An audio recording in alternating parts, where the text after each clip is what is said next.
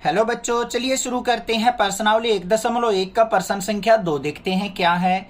अगर आप इस क्वेश्चन को डायरेक्ट देख रहे हैं तो पहले आप क्या करो, प्रश्न संख्या 1 और उसके साथ मैंने यूक्लिड विभाजन एल्गोरिथम को अच्छे से बताया है वो जरूर देखिए, तब आप इस क्वेश्चन को करेंगे आपको बहुत अच्छे से समझ में आ जाएगा। क्या है प्रश्न?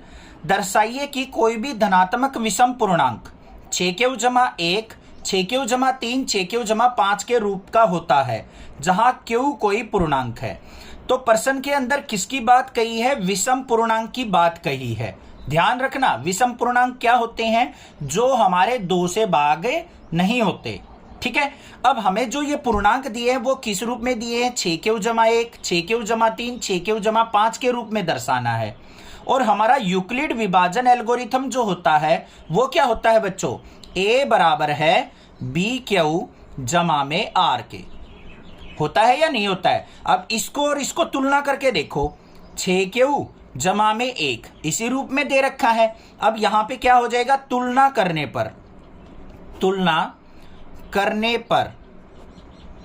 क्या हो जाएगा? हमारा b का मान क्या आ गया? बराबर है 6 के।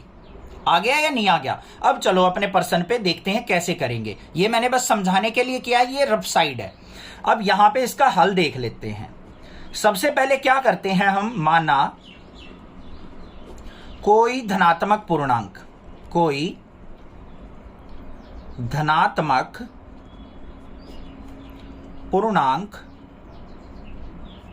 वो मान लिया हमने, क्या है? a।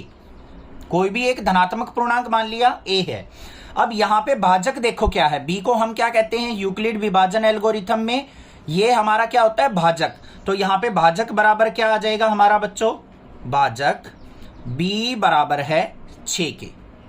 ये हो गया हमारा। अब यहां पे लिखो आप यूक्लिड विभाजन एल्गोरिथम। यूक्लिड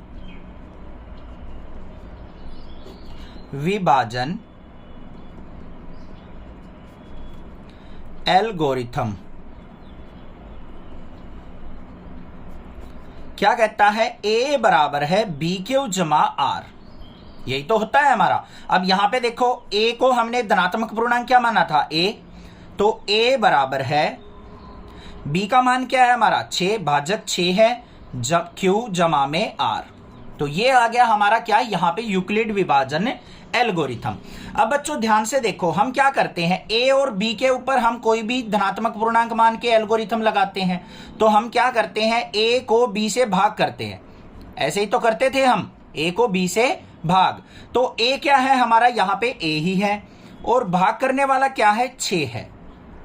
और 6 से हम भाग करेंगे तो यहाँ पे क्या आएगा हमारा? q आएगा ये वाला। और हमारा शेषफल जो बचेगा वो क्या बचेगा? r बचेगा या नहीं बचेगा? और जो हमारा जो शेषफल होता है वो कहां से कहां होता है हमारा?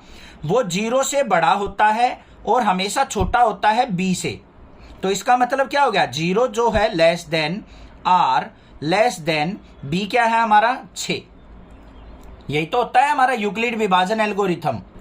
मतलब जो शेषफल होगा हमारा वो हमेशा 0 से बड़ा होगा या बराबर होगा, और b से हमेशा छोटा होता है। ये यूक्लिड विभाजन एल्गोरिथम कहता है।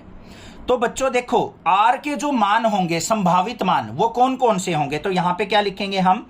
r के संभव मान क्या क्या होंगे? 0 हो सकता है, 1 हो सकता है, 2 हो सकता है, 3, 4 और 5। 6 नहीं होगा क्योंकि यहां पे बराबर का साइन नहीं है। हमेशा 6 से छोटा और 0 से बड़े होंगे। तो ये हमारे संभावित मान हो सकते हैं। क्लियर है? कोई दिक्कत नहीं है। अब हमें यहां विषम पूर्णांक बोले हैं।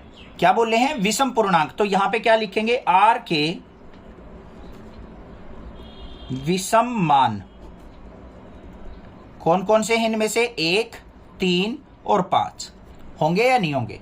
ये 3 ही मान होंगे हमारे। अब यहां पे ध्यान से देखो, जब r बराबर है 1 हो, क्या हो? r बराबर 1 हो, तो हमारा जो एल्गोरिथम होता है वो किसके इक्वल होता है बच्चों? a = bq/r के। इसमें मान रखो, a क्या है हमारा? a ही रहेगा। b क्या था? 6 था, 6q/r क्या है यहाँ पे? 1। तो a बराबर किसके आ गया? 6q/1 के। जब r बराबर है 3 हो तो क्या हो जाएगा, a बराबर है बी क्यू जमा आर, मतलब a बराबर है b का मान क्या था 6q जमा में r का मान क्या है 3। और जब हमारा r बराबर है 5 हो तो a बराबर है बी क्यू जमा आर, तो क्या हो जाएगा, a बराबर है b का मान क्या था 6q जमा में r क्या मानना है 5। तो हमारे जो पूर्णांक आए हैं वो किस रूप में आए हैं, 6q जमा 1, 6q जमा 3, 6q जमा 5 के रूप में। बस यही हमने दिखाना था। तो यहां पे क्या लिखेंगे हम, अतः विषम पूर्णांक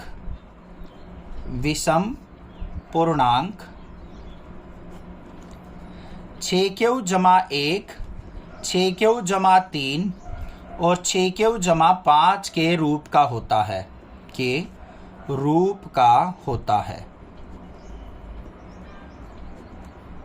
ये हमने दिखाना था।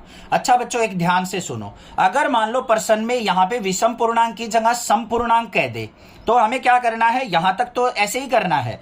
यहां पे क्या लिखेंगे, r के सम मान क्या हो जाएंगे 0, 2 और 4, ठीक है। फिर यहां पे हम क्या करेंगे, r की जगह 0, 2 और 4 रखेंगे तो हमारा a बराबर है 6q, a बराबर है 6q जमा 2, a बराबर है 6q जमा 4 हो जाएगा। ऐसे भी प्रश्न पूछ सकता है घुमा के, तो घबराना नहीं है कि हमने तो सर विषम पूर्णांक का सीखा था, आपने समपूर्णांक का पूछ लिया। तो समपूर्णांक में हमें बस ये करना है, यहाँ पे मान 0, 2 और 4 लेके चलने हैं। समझ में आ गई बात।